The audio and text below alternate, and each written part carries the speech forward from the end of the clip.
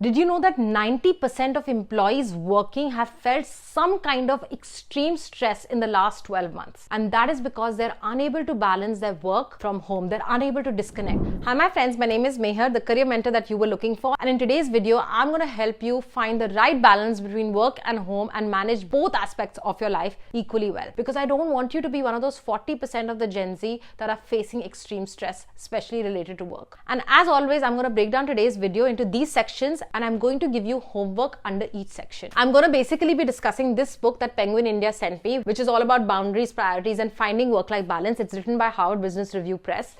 And it's full of crazy amount of tips, and I'm going to distill them down for you today. So let's begin. Firstly, why is it even important to have work-life balance? Why do we have to keep talking about work-life balance? You see, during the Industrial Revolution, someone known as Henry Ford started a factory. During that time, he expected everybody to be working 40 hours a week and weekends were off. But as time went on in the 90s and in the 2000s, when the internet came in, we all started to work all the time. Emails were on our phones now. We were constantly getting calls from our bosses, messages, etc. So there was no hard point of disconnect. But with the pandemic, things started to shift. Work-life balance is now something that people talk about. Mental health is now something people talk about. Toxicity in the workplace is another topic of discussion because it took a pandemic to switch things around. But I don't want you to reach an extreme situation of burnout, of stress, of you going through some massive life change to reflect on your life and think, what am I doing with my life? Why is this happening to me? Why am I only working? To make this balance a reality. I have myself been in that position when I was hustling hard in my 20s,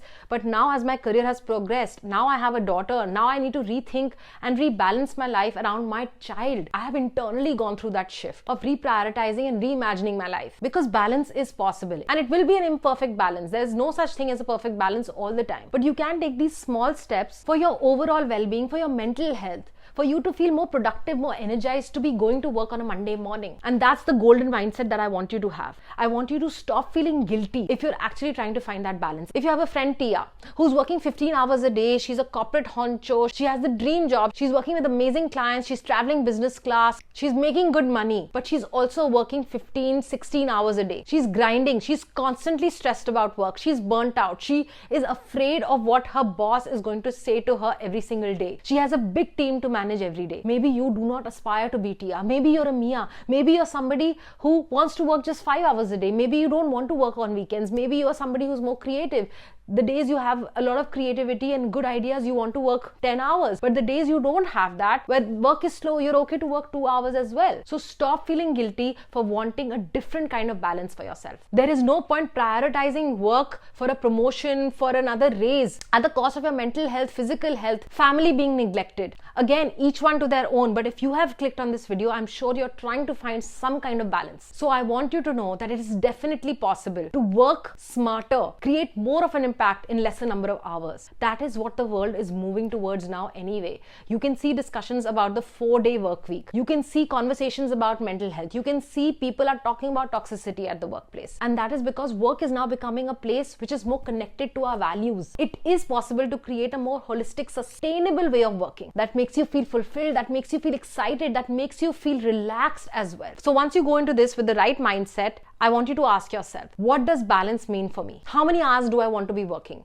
How many hours do I need for my family? Maybe you're in a current career stage where work takes a priority. You know that you're in your early 20s, you really want to hustle hard, you want to get promoted, you want to get as much information and knowledge as you can at this stage in your career. You want to be doing 2 degrees. You want to be working with the big clients. And that's okay. That's what balance is for you in this stage of your career. But maybe you're in a later stage of your career. Maybe you have family responsibilities. Maybe you have a child. Maybe you have elderly parents that you need to take care of. Maybe you are taking care of your family business also on the side. Maybe you're starting a side hustle that gives you more meaning. For example, when I started MSBVision, I was working like 2 jobs. I had a full-time job, and in the evenings, on the weekends, I was working on my side hustle. I was talking to students, mentoring students, conducting free workshops because that excited me. And this was back in 2020 when the pandemic was going on and there was nothing much else to do anyway. And that is why for me, at that point in my life, there was no work-life balance because work didn't feel like work. I was enjoying myself so much. So ask yourself, what are my priorities? What are my values? What's important to me at this stage? Do I want to be home for dinner with my family every day? Do I want to not work on weekends? Do I want to say no to that international project because that means I'll have to miss my best friend's wedding? Please remember that balance means different things to different people. It looks different for different people. My husband Shashank's way of working is very different from mine. It's all about your own perspective. So really, please do this as a homework. Sit down and reflect on what does balance mean for me. When will I feel the most happiest? If I'm working 10 hours or if I'm working 5 hours or if I'm not working on weekends, whatever that means for you, just write down 5 to 10 points as to what does a good work-life balance mean for you. And that brings me on to the second step, which is setting clear boundaries. Now, according to this book, there are 2 types of boundaries that you can set. One is hard boundaries and the other is soft boundaries. Hard boundaries are the non-negotiables. These are the things that you will never compromise on. You will never say yes to such an opportunity if it crosses a hard boundary. For example, that could mean that you going to the office on a Sunday, or it could mean you working at 9 p.m. or it could mean you traveling for 15 days every month. And the next type is soft boundary. Now, these are good to haves. These are aspirations that you'll be okay to compromise on if a very good opportunity comes your way. So for example, I don't like to normally work on Saturdays, but if there's an event, if there's a project, if there's something that really excites me, I will want to work on a Saturday because I don't want to let go of that opportunity. So for you, that could be meeting an important client on a Saturday that your boss has invited just you for, or it could be something that is aspirational, that you want to stop working after 4:30 p.m. or you want to work only 4 days a week. So slowly and steadily, you will be okay to compromise on these soft boundaries. Once you figured out what are your hard boundaries and what are your soft boundaries, you will be able to confidently make choices for your career aligned to those boundaries. So your homework is make a list of the non-negotiable boundaries and the soft boundaries, the good to have, the aspirational boundaries, and then commit to them and start to test them out. Maybe that could mean setting an out of office email on the weekends, or telling your boss that you're not going to work late 4 days a week. Or maybe it could mean you talking to your family that, listen, I have a very important project going on and for the next 1 month, I'm going to be working late and I'm going to be busy. Once you actually start to implement them, you'll get a better understanding of what's working and what isn't. These boundaries will help you create a life that you really want. That will help you create a better balance that you're looking for. And that brings me to the next point, which is learn to say no. Once you've set your boundaries, you need to start communicating and saying no to things that don't align with those boundaries. And most of us suck at this. We are really bad at saying no to people. And that could mean that you being invited to a friend's birthday, but you don't have the energy to go for. But you don't want to disappoint your friend also. So we say yes and go for that party, and our physical health deteriorates because we can't perform at work the next day. So recognize that you are a human being. You have limits. You can't say yes to everything. Don't overcommit yourself. There will always be a new opportunity to prove your credibility, to get more work. Maybe it's a new extra project or a new meeting or another task that your boss has asked only you to do. There will always be things to add to your to-do list. Unless you understand the art of saying no, a good employee will always get more work on their hands because they're a good employee. When a senior colleague reaches out to you and asks you to do something, you think that you are only obligated to say yes. No, you have a choice. You have a choice to say no. You can say something like, thank you for thinking of me for this project. Unfortunately, I do not have the bandwidth right now to take this forward. But if this task is urgent, I'm happy to reprioritize and discuss my timeline of other projects with you to see how we can accommodate this. So here you're not saying no directly, you're just saying that you're overburdened and you do not have the bandwidth, you do not have the capacity to take on more work. But you're happy to sit with them and reprioritize and assess with them if this task is more important than the tasks that are already assigned to you. You're happy to readjust. So it will only take an extra conversation. I'll give you an example. These days, I am not taking any one-to-one coaching because I do not have the mental and physical capacity with a little child to be doing that. But in the future, if I do have the time, if I do want to get back to one-on-one coaching and mentoring because I really miss my students, then I will. But right now I'm saying no to so much business, to so much revenue coming my way because I'm prioritizing my personal life. So it is possible to take those decisions. It is possible to say no even if it pinches the other person because this is for you. Stop being so diplomatic, be truthful, be transparent. People like that anyway. If you are in a new job, you have to communicate your boundaries very early on and say no very early on.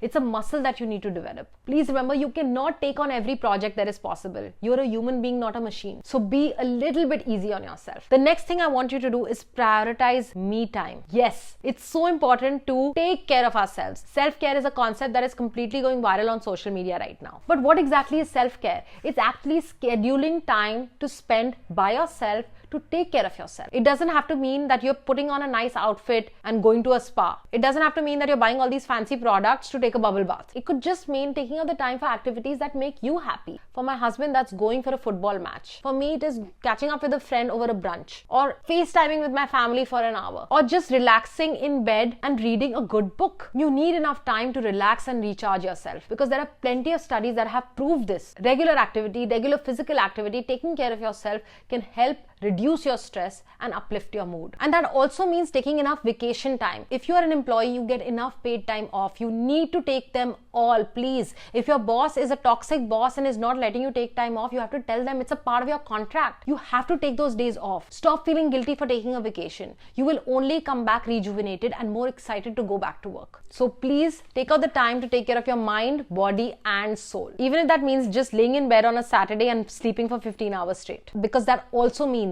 that you're taking care of yourself. And the last thing that you need to do is start prioritizing your tasks. If you want to maintain a good work-life balance, you will have to do the most important tasks first, so that once those are out of the way, you can spend time doing things that you really love doing and spend time resting and recovering. And there is a study that said that if you prioritize your tasks, your productivity improves 25%. That is exactly why I sit down and make a to-do list and do a brain dump every single morning or the night before. And then I highlight the top 3 things that I need to get done. And once those are done, I know I have had a productive day. Start managing your tasks well, prioritizing your tasks well, and not let them manage you. So use whatever works for you. To-do lists, planners, post-it notes, or calendar blocking. Delegate and eliminate the tasks that are not for you. For example, I don't have the time to clean my apartment every day because I want it to be deep cleaned. So instead of doing it myself, wasting time and energy to do it, I hire a cleaner who comes once a week to clean my apartment for me. Now that is not me coming from a place of privilege that yes, I can hire a cleaner to come and clean my apartment. No, stop thinking of things that way. Imagine the time and the energy and the effort that you're saving. You can use those same 1 or 2 hours to do other tasks that can generate you more money. That is exactly what I do. So delegate and outsource the things that are not adding any value to your life. Prioritize on the things that will actually move the needle for you, that will generate some more money, that will